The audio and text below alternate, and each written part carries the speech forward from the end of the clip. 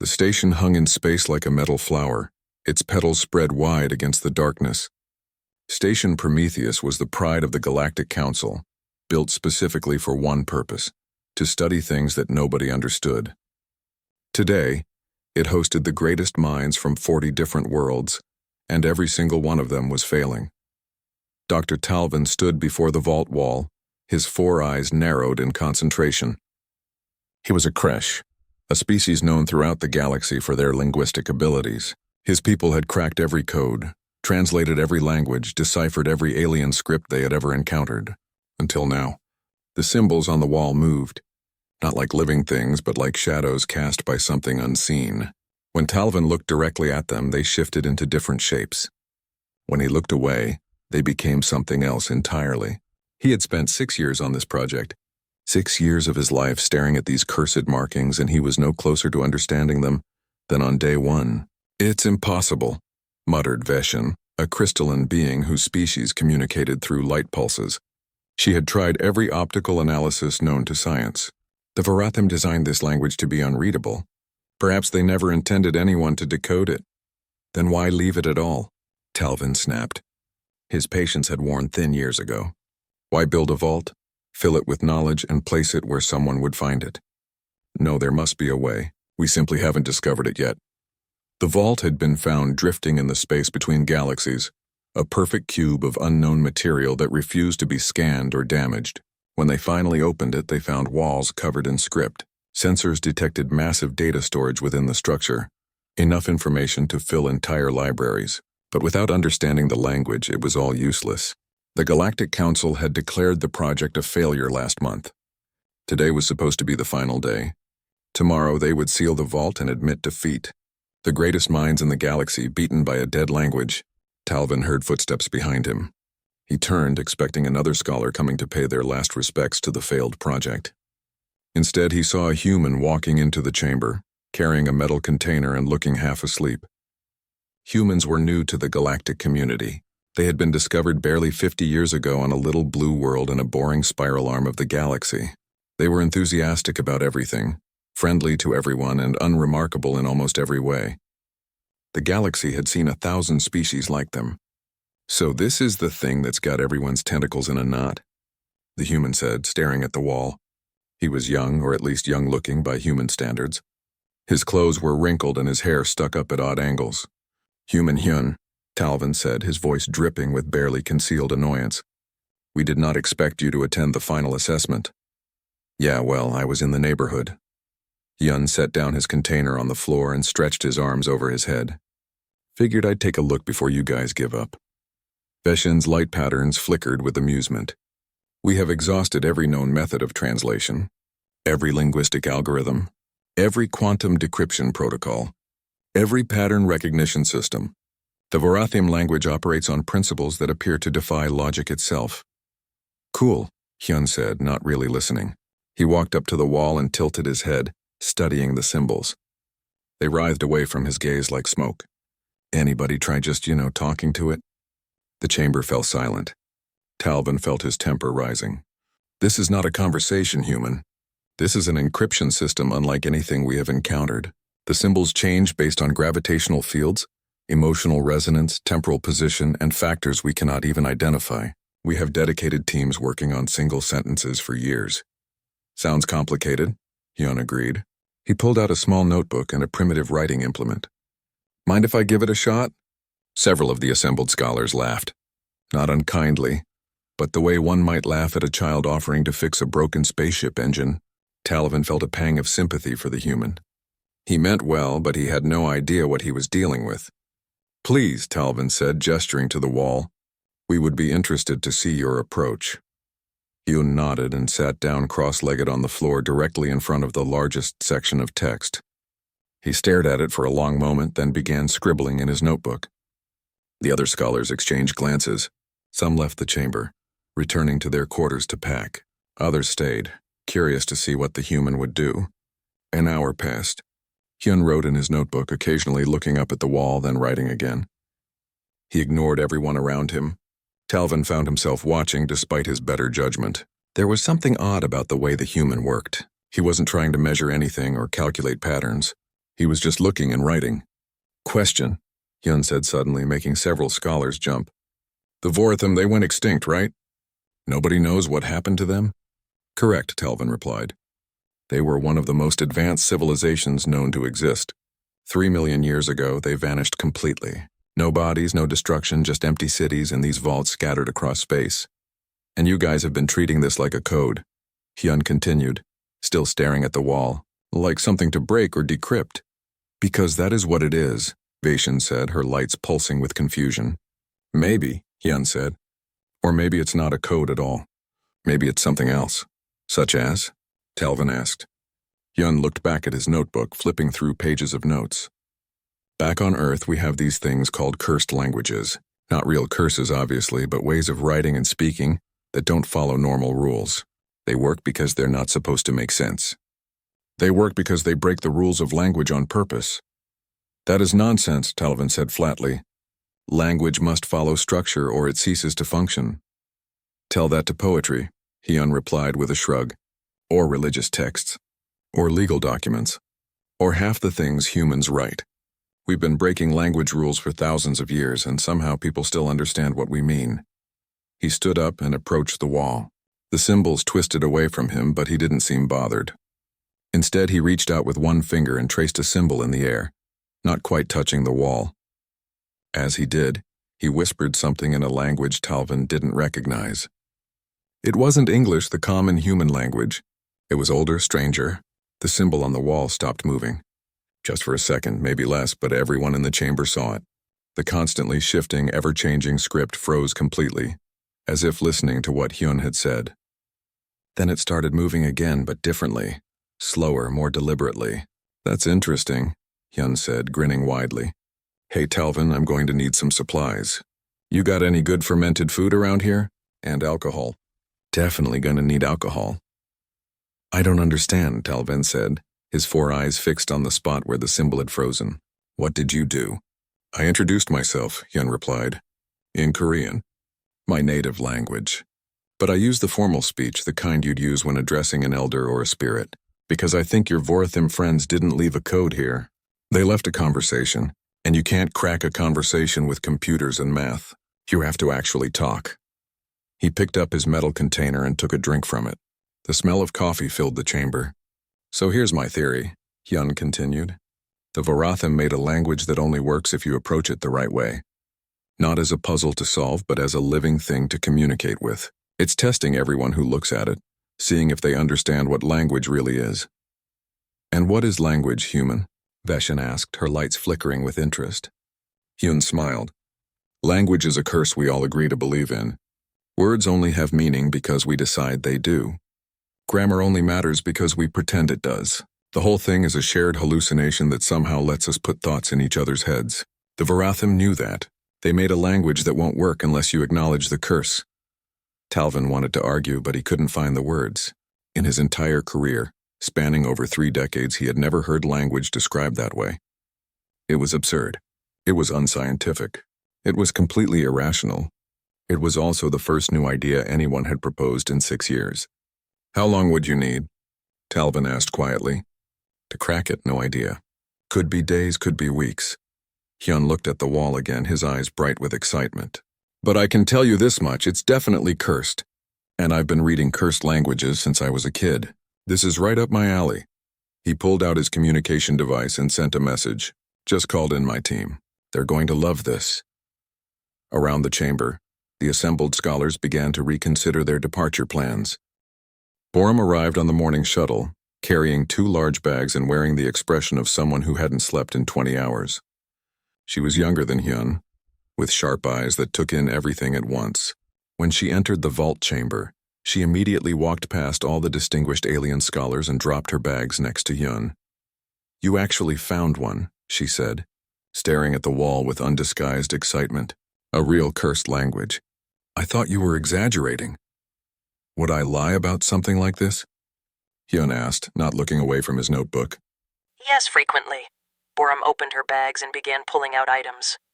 A portable cooking unit, several containers of food, bottles of liquids, incense sticks, and books. Actual paper books, ancient and worn.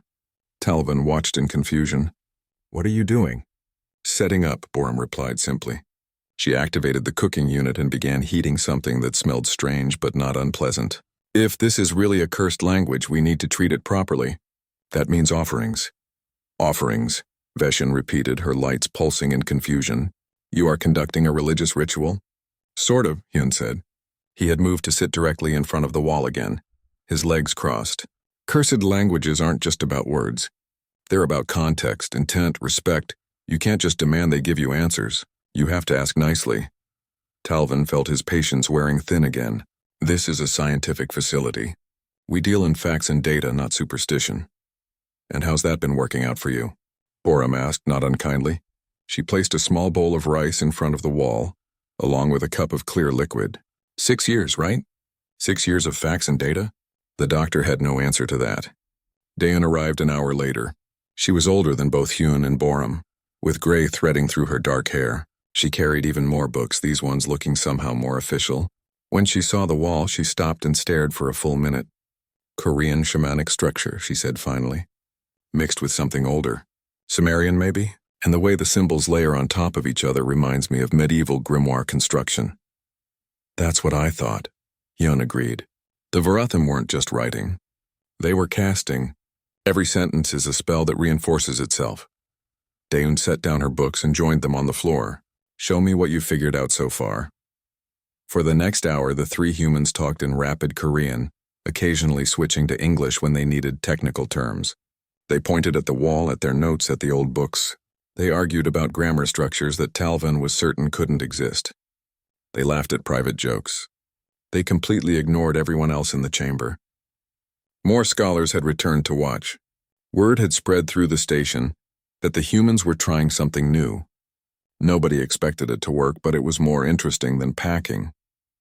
Okay, Hyun said eventually. I think I've got the basic structure. Borum, you ready? Ready, she confirmed, pulling out a small drum from one of her bags. Wait, Talvin said. What are you about to do? We're going to talk to it, Hyun replied. Really talk to it. Not analyze or decode. Actually communicate. But to do that, we need to speak its language, and its language isn't meant to be spoken normally. He stood up and faced the wall. Borum began a soft, steady rhythm on her drum. It wasn't music exactly, but it wasn't random noise either. It had a pattern, but the pattern felt strange, like it was almost but not quite regular. Hyun began to speak. The words were Korean. Talvin's translator confirmed, but they were Old Korean, ancient Korean, the kind of words that hadn't been used in common speech for centuries. He was chanting, his voice rising and falling with Borum's drum. The symbols on the wall began to change, not randomly as they had before. They moved in response to Hyun's voice. When he raised his pitch, they brightened. When he lowered it, they dimmed. They were listening. Actually listening. Daeun joined the chant, her voice weaving between Hyun's words in a pattern that shouldn't have worked but somehow did. She was speaking in a different language now, something that sounded European and old, Latin perhaps, or something related to it. The air in the chamber felt different, heavier, like something invisible had entered the room and was paying attention. Talvin's skin prickled. Around him, the other scholars had gone completely silent. Even the ones who had been skeptical were now watching with wide eyes. Whatever the humans were doing, it was having an effect. Hyun reached out and touched the wall, not tentatively but firmly, like greeting an old friend. He spoke a single word, something that the translator couldn't interpret. The symbol under his hand glowed bright white. Then it held still, completely still. The first time any symbol on the wall had stopped moving for more than a second. Hyun spoke another word. Another symbol froze. Then another. Then another. Slowly, painfully slowly, he was making the wall listen to him. Borum changed her rhythm, making it faster, more urgent. Daeun's chanting grew louder. Hyun's voice took on a quality that made Talvin's translator unit give up entirely, producing only static. The human was speaking something that his technology couldn't understand because it wasn't quite language anymore. It was what Hyun had called it, a curse, words that changed reality just by being spoken. Impossible, Veshin whispered. But her lights showed she didn't believe her own words. The entire wall froze. Every symbol, every marking, every piece of the Varathim script stopped moving at once. For the first time in 6 years, the wall was completely still. Hyun lowered his hand and stepped back. He was sweating and breathing hard. Borum stopped drumming. Daeun's chant faded to silence. Did it work? Borum asked quietly. It worked, Hyun confirmed. We've established contact. The language knows we're here and it's decided we're worth talking to. That's insane, Talvin said. Language doesn't have consciousness. It can't decide anything. Normal language doesn't, Daeun agreed, wiping sweat from her forehead. But cursed language? Cursed language is alive in a way that normal language isn't. It exists in the space between thought and reality.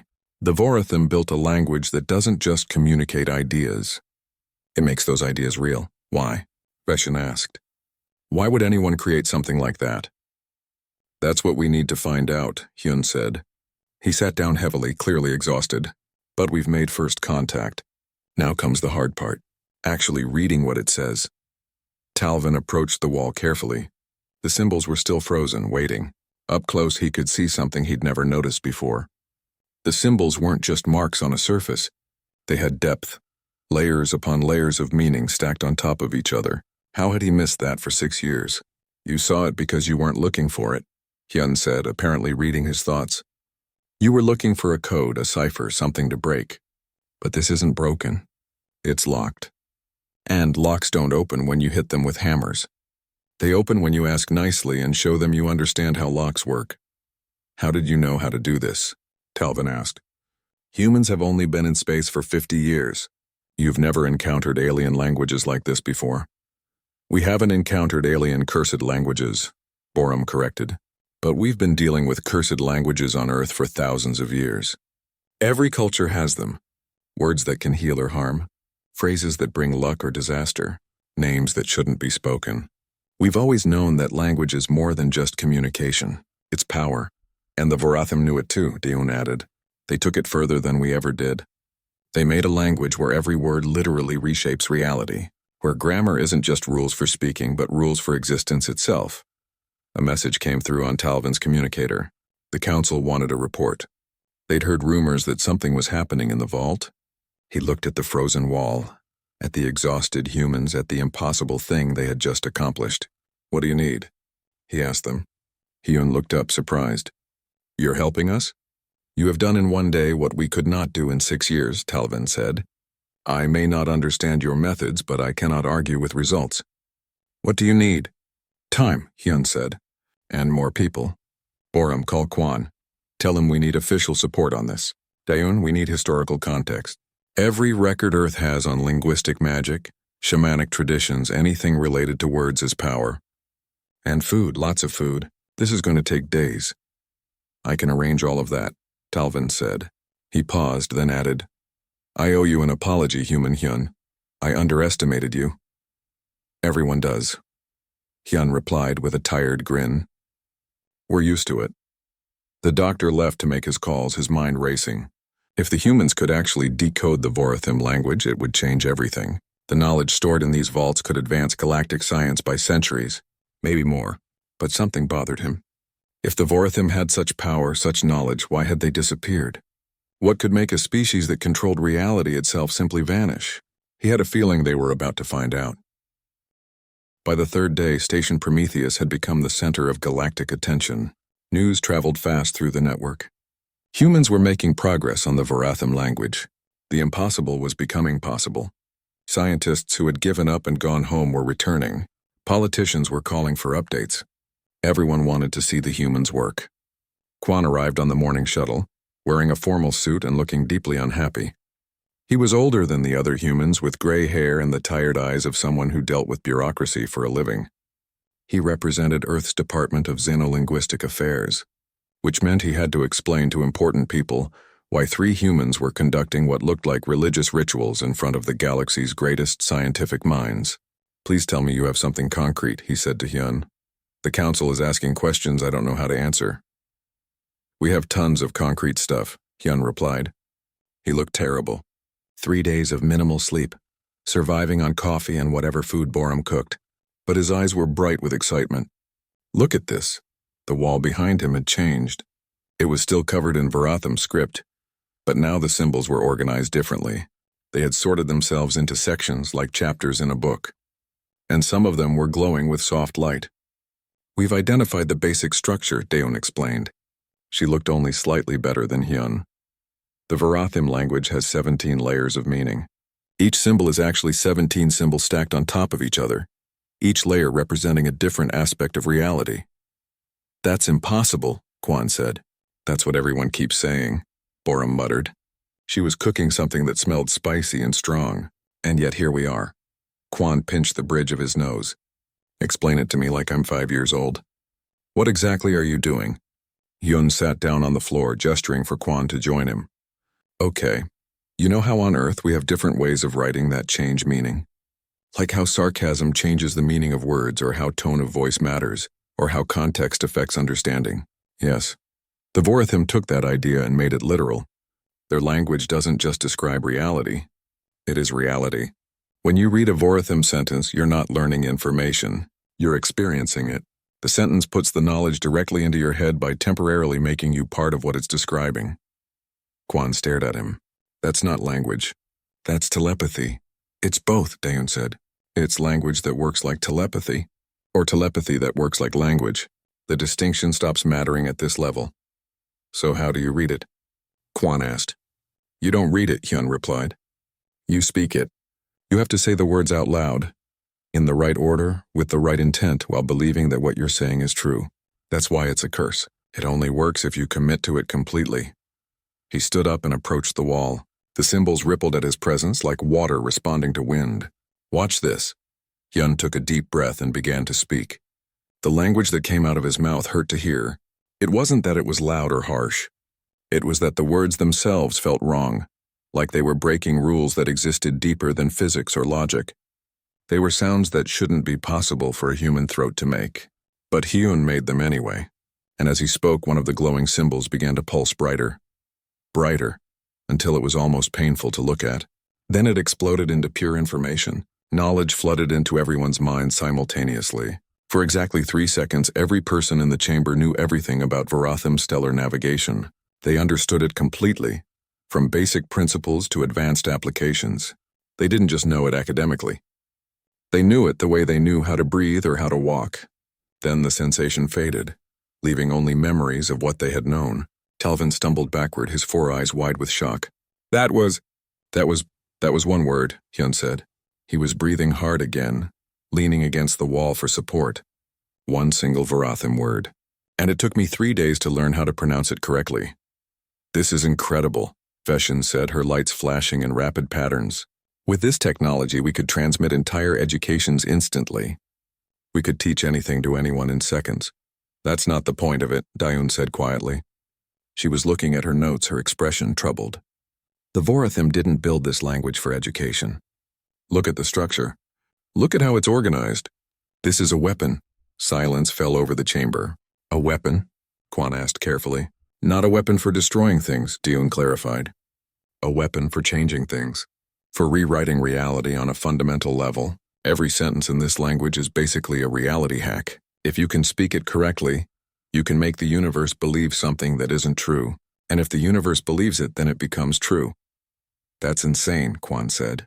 That's what we've been trying to tell you, Borum said. She served food to everyone, including the alien scholars who weren't sure if they could eat it. The Varathim weren't just advanced. They had figured out how to use language as a programming code for reality itself. Talvin accepted a bowl of food, staring at it without seeing it. His mind was racing. If what the humans were saying was true, then the Varathim had possessed power beyond anything the current galaxy could imagine. They could have done anything, gone anywhere, changed anything they wanted. So why did they disappear? He asked aloud. That's the question, Hyun agreed. He had recovered enough to eat some of Borum's cooking, and I think the answer is written on this wall. But to read it, I need to learn more of their language, which means speaking more words, which is really, really hard. How hard? Quan asked. Each word requires complete commitment, Hyun explained. You have to believe it completely while you're saying it. You have to mean it with every part of your being. If you hesitate, if you doubt, the word fails. And failed cursed words can do bad things. Like what? Like making your brain forget how to process language for a few hours, Hyun said. That happened yesterday. Borum had to feed me soup until it wore off. You forgot language? Quan looked horrified. Just for 3 hours, Hyun said, waving it off. It came back mostly. Mostly? I sometimes forget the word for fork now. It's fine. Quan put his head in his hands. The council is going to love this. Humans risking brain damage to talk to walls. It's not just walls, Borum said. Show him, Hyun. Hyun walked to a clear section of the vault. He spoke another word, this one shorter, simpler. The air in front of him shimmered and a symbol appeared, floating in space. It glowed with the same light as the wall symbols. I can write in Vorathim now, Hyun said proudly. Took me all of yesterday to figure out how. You write by speaking the word and believing it into existence. The symbol appears because the language makes reality agree that it should be there. Nari entered the chamber at that moment, nearly walking into the floating symbol. She was the team's newest member, a xenopsychologist who specialized in cross-species communication. She had been studying the emotional resonance of the Vorathim script for the past 2 days. Don't touch that, Hyun warned quickly. Nari froze. Why not? Because that word means fire in Vorathim, and Vorathim words are literal. If you touch it, you'll burn. Not because it's hot, but because the universe will agree that fire should burn you. Nari carefully stepped around the floating symbol. That's absolutely horrifying. That's absolutely useful, Hyun corrected. If you can write reality, you can do anything. The Vorathim must have lived in a world where they could just speak things into existence. No tools needed. No technology required. Just words and will. So what happened to them? Talvin pressed. Why did they vanish? I'm getting to that part, Hyun said. He dismissed the floating symbol with another word and turned back to the wall. I can read about 30 words now. Most of them are basic concepts. But there's a section here that I think is the important part. It's written in bigger symbols using more layers. It's either a warning or an explanation, maybe both. Can you read it? Quan asked. Not yet. It uses words I haven't learned. And these words, Hyun traced his finger near the symbols without touching them. These words feel different, heavier, like they're holding something back.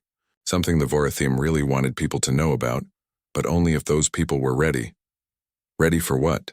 Veshin asked. That's what I'm trying to find out. Hyun pulled out his notebook, which was now completely filled with scribbled notes. Give me 1 more day. Maybe 2. I'm close. I can feel it, Quan sighed. All right. I'll tell the council you need more time. But Hyun, please, try not to lose any more important words from your brain. Earth really needs you to remember things like fork and danger and don't touch the reality-warping symbols. No promises, Hyun replied with a grin. As Quan left to file his report, Talvin remained in the chamber watching the humans work. They had achieved something impossible.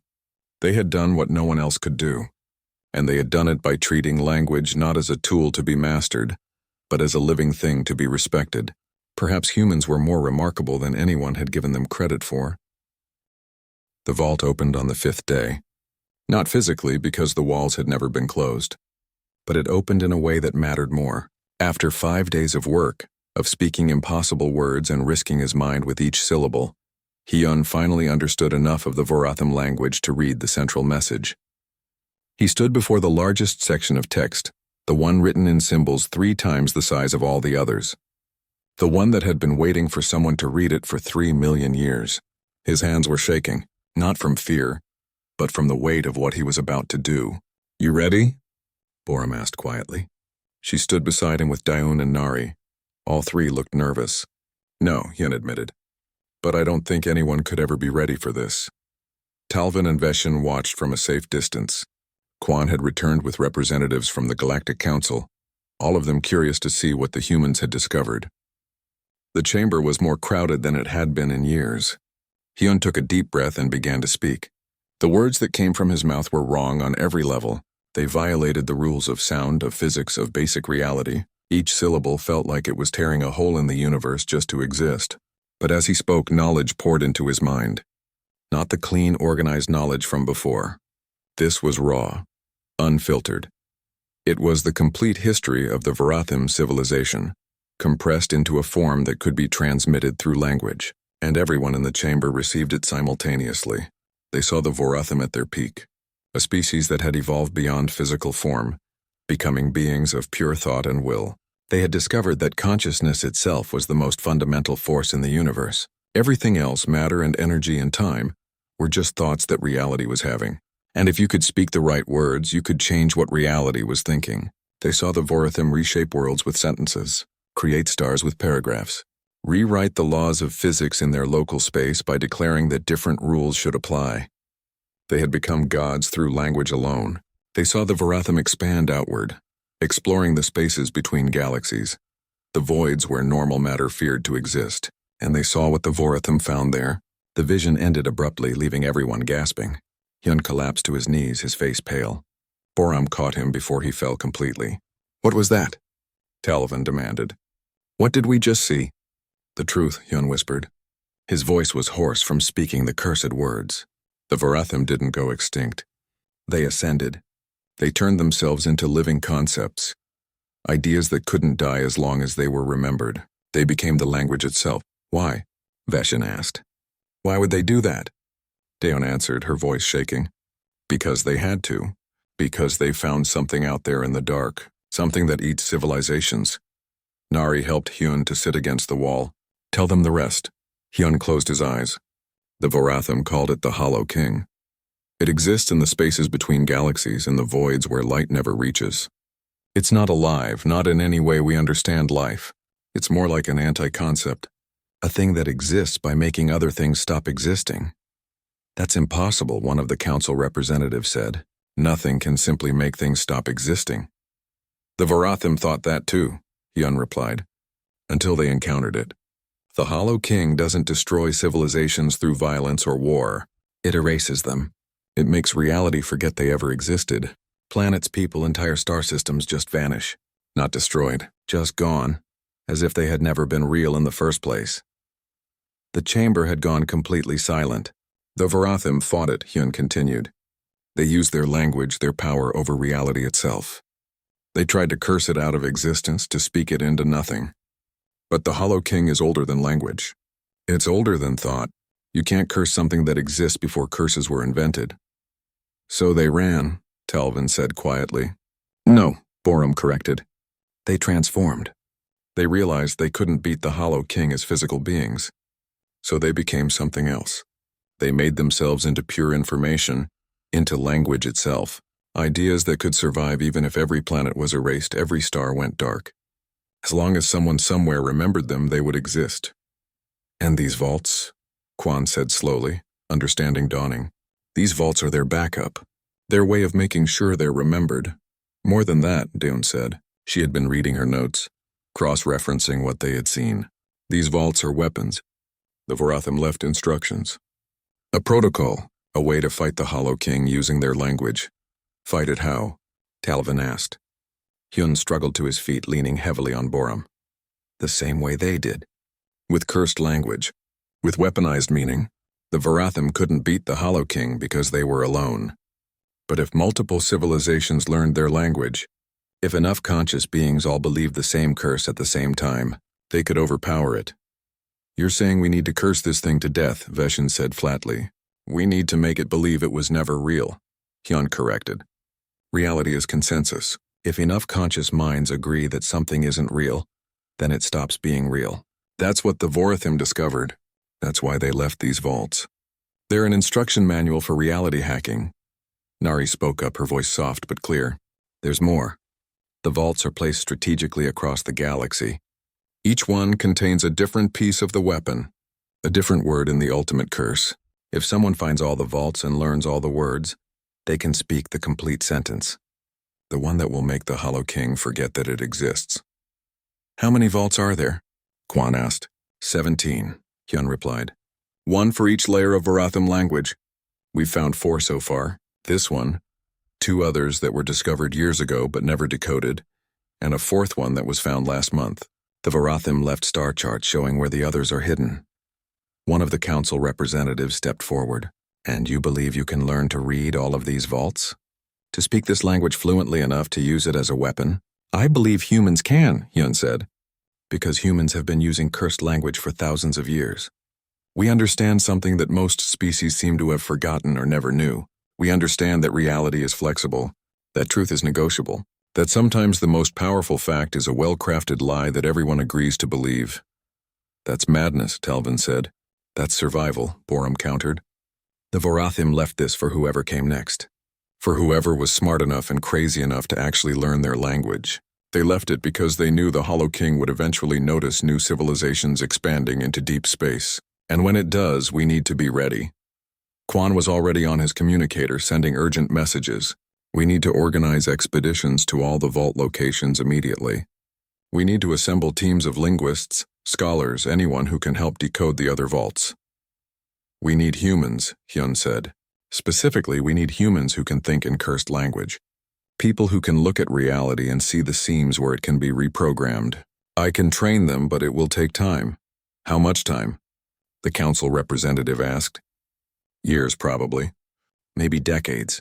Learning to speak Vorathim doesn't just require linguistic skill. It requires a complete shift in how you understand reality. It requires believing that words can change the world, not metaphorically, but literally.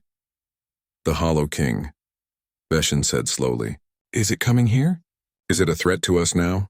Nari answered. According to the vault's warning, the Hollow King moves slowly. Very slowly. It took it 1,000 years to destroy the Vorathim Empire, but it's always moving, always erasing, always spreading outward, and we're directly in its path. How long do we have? Talvin asked. Hyun looked at the wall, at the symbols that had revealed their terrible secret.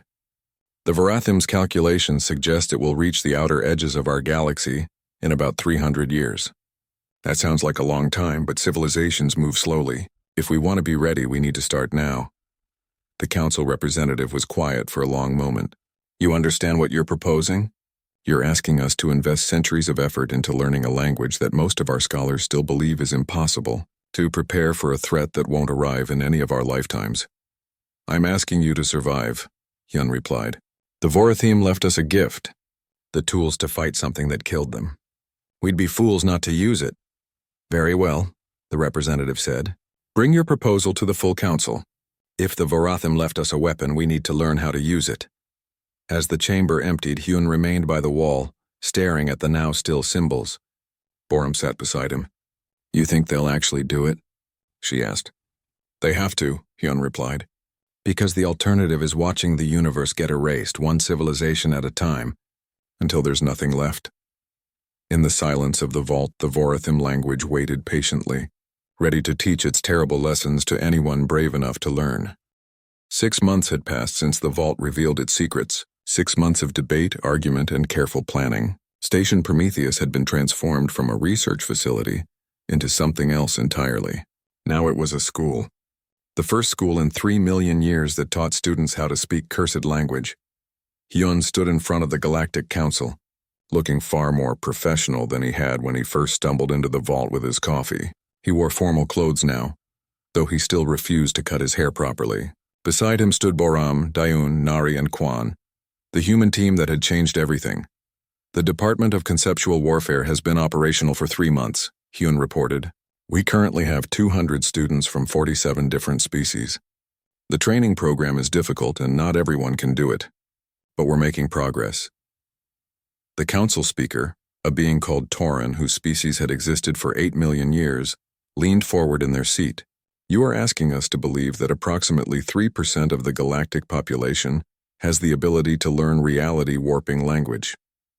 3% of humans definitely can, Hyun corrected. We're still testing other species. Some do better than humans. Some do worse. It seems to depend on how flexible your species' understanding of reality is. Species that rely heavily on logic and facts struggle. Species that have traditions of mysticism or spirituality tend to do better. We call them hex speakers, Boram added. People who can think in cursed language naturally. They're the ones who can look at a Vorathim symbol and see not just a word, but 17 different meanings simultaneously. They're the ones who can speak a word and make reality listen. Tauren did not look convinced. And you believe these hex speakers can defend the galaxy against this Hollow King? I believe they're our best chance, Hyun replied. The Vorathim were more advanced than us in every way. They had millions of years to develop their civilization, and they still couldn't beat the Hollow King alone. But they left us the tools to do it together. If we can gather enough hex speakers, train them properly, and teach them the complete Vorathim language, we can speak the curse that will end the Hollow King. Dayan activated a holographic display showing 17 locations scattered across the galaxy. We've located all the vaults now. Teams are working to decode them. Each vault contains a different piece of the final curse. Some are easier to translate than others. Some require abilities that we're still trying to develop. How long until you have the complete curse? Another council member asked. Honestly, we don't know, Quan admitted. It could be decades. It could be centuries. The Vorathim language is complex, and every word we learn reveals 10 more that we don't understand. But we're committed to the work. And the Hollow King? Torin pressed. You said it would reach our galaxy in 300 years. What if it arrives before you're ready? Then we use what we have, Hyun said simply. The Vorathim left partial curses, smaller weapons that can slow the Hollow King down even if they can't destroy it. We're learning those first. Think of them as defensive spells. They won't win the war, but they'll buy us time. Nari stepped forward with her report. We've also made an important discovery about how the Hollow King works. It doesn't just erase things physically. It erases them from memory, from history, from the collective consciousness of the universe. That's why the Vorathim turned themselves into language. Ideas can't be erased as easily as matter. So we're fighting an enemy that can make us forget it exists, Veshin said. She had become an honorary member of the human team, her crystalline form glowing with concern. How do you fight something like that? By making sure we always remember, Borum replied. That's part of the training. Hex speakers learn memory techniques, ways to anchor important information so deeply in their minds that even reality manipulation can't remove it. The Vorathim developed these techniques. We're teaching them to everyone. Talvin spoke up from his seat in the council chamber. Over the past 6 months, he had become one of the program's strongest supporters. I have seen what these humans can do. I have watched them teach my own people, species who pride themselves on linguistic ability, and I have seen my people struggle where humans succeed easily. There is something about human psychology, human culture that makes them naturally suited to this work. We've been breaking reality's rules for thousands of years, Hyun said with a slight smile. We write fiction and call it truth. We create religions that reshape how we see the world. We make laws that exist only because we agree they exist. We've always known on some level that reality is just a story we're all telling each other. The Vorathim took that knowledge and made it literal. Torin was silent for a long moment. Finally they spoke. This is perhaps the most unusual proposal ever brought before this council. You are asking us to invest enormous resources into preparing for a threat that will not arrive for generations. You are asking us to trust in a form of warfare that defies everything we understand about the universe. You are asking us to learn magic. We're asking you to survive, Quan said firmly. The Vorathim left us a warning and a weapon. We can choose to ignore it and hope the threat never arrives. Or we can prepare. Humanity chooses to prepare. As does the Kresh Empire, Talvin added. One by one, other council members voiced their support. Not all of them, but enough. After hours of debate, the council reached a decision. The Department of Conceptual Warfare would receive full funding and support. The search for hex speakers would expand to every member species. The vaults would be studied and decoded. The galaxy would learn to speak cursed. 3 months later, the Conceptual Defense Academy opened on Luna, Earth's moon. The building was designed to look like a traditional human university, but inside it taught things no university had ever taught before. How to see the layers of reality, how to speak words that change truth, how to think in 17 different types of meaning simultaneously. Hyun stood in the central teaching chamber, facing the first official class. There were humans, Kresh, crystalline Veshin kind, gaseous beings that floated in containment suits, and dozens of other species. All of them had tested positive for hex speaker ability. All of them had volunteered to learn something that might drive them insane if they weren't careful. Welcome, Hyun said, looking at the diverse group of students. I'm not going to lie to you.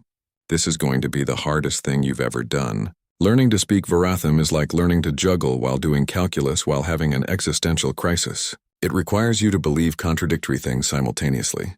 It requires you to see reality as flexible while still living in it as if it's solid. He pulled out his old, battered notebook. But humans have been doing this forever. We call it suspension of disbelief.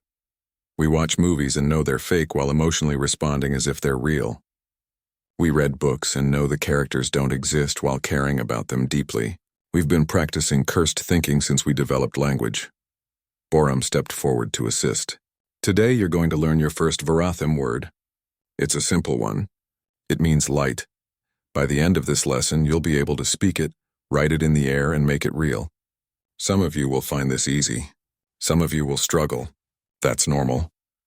If you feel your mind starting to break, Dayun added, tell us immediately. We have safety protocols. We have psychologists standing by. Nobody dies learning cursed language. At least not anymore. Not anymore? A student asked nervously. Hyun forgot the word for fork for a week, Nari explained. And Borum temporarily convinced herself that the color blue didn't exist. But they both recovered, mostly. Mostly, Hyun confirmed cheerfully. All right, everyone. Let me teach you how to speak cursed fluently. First lesson. He paused, grinning at his students. Hold my beer. The students laughed. It was a human expression they'd all learned.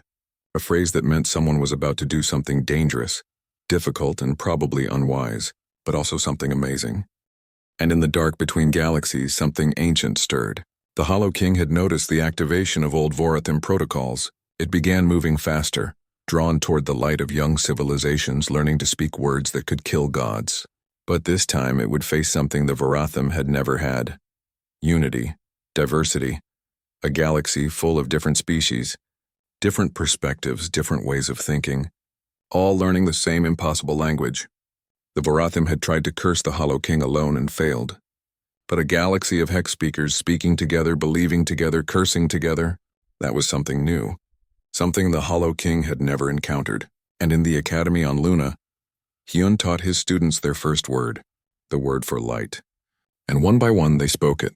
And one by one, tiny stars appeared in the air before them, conjured by nothing but will and word and the absolute certainty that reality would agree to make them real. The Curse Keepers had begun their work. And in 300 years they would be ready. Or they wouldn't. Either way, humanity had ensured they would face the darkness speaking words that could rewrite existence itself. Because that was what humans did.